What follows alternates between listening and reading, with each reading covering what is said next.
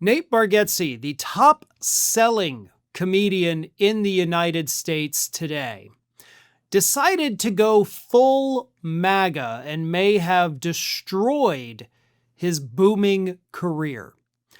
Bargatze was, of course, photographed at the UFC event at the White House on Sunday for Donald Trump's birthday, but it's not Bargatze himself who posted the photos. No, it was Robert F. Kennedy Jr.'s wife, D-list actress Cheryl Hines, who saw Bargatze, a real celebrity, and decided to get a photo with him, which she then posted on social media, blowing Bargatze's cover. Bargatze has millions of followers across Instagram, across Twitter. I follow him on Instagram. I'm a big fan of his comedy. I thought he was hilarious up until Sunday, but he is very active on social media. Like, he posts everything. But he didn't post anything from the event because he knew, if I get seen here, I'm going to alienate more than half of the country, and that could basically destroy my career. So he at least had enough brains to know he shouldn't post anything.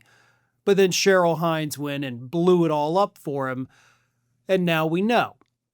But none of this is surprising. In fact, the reason Bargatze himself likely didn't post anything on social media about it is because not that long ago, right, just a couple weeks ago, he got serious backlash for posting a photo of himself in the office of Marsha Blackburn, Republican senator.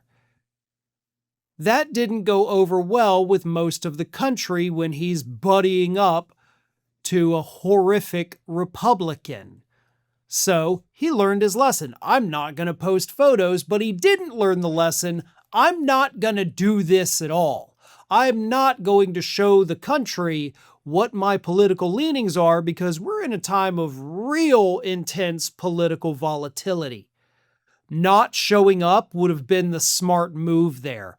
I mean, we already know that a lot of A-list celebrities refused to show up to the event. The Rock, Dwayne Johnson, right?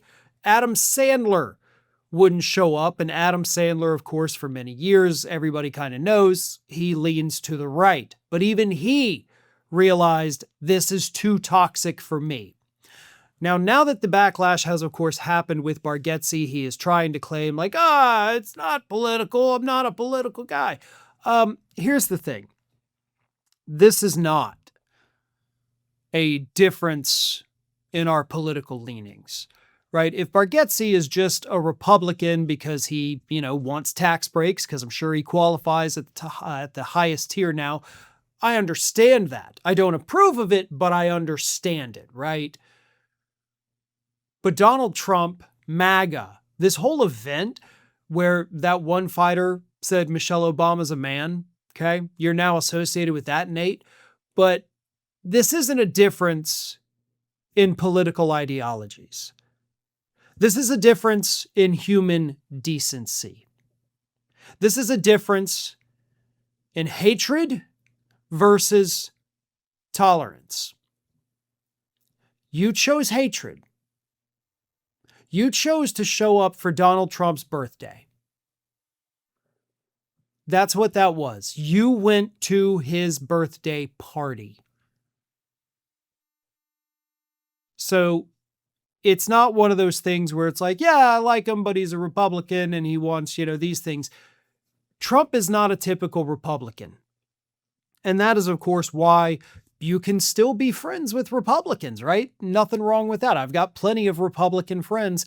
A lot of them also hate Donald Trump. Almost all of them, actually. But those MAGA folks, that's not a difference in ideology. That's a difference in we don't want black and brown people in our country. That's a difference in we want to make an already marginalized community, the transgender community, more targeted. We want to strip them of their rights. Okay? We can't get along with people who want to take rights away from others.